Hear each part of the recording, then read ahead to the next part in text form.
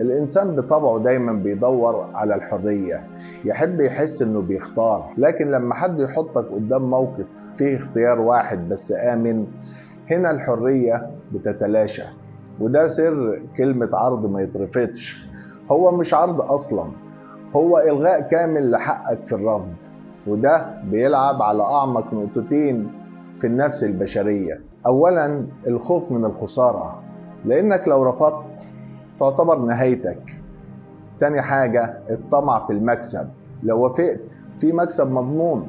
العراب كان فاهم ده كويس جدا، هو عارف ان البشر مش بيتحركوا بالحجج او المنطق، لكن بالخوف او الرغبة. الخوف من الألم والرغبة في النجاة او المكسب.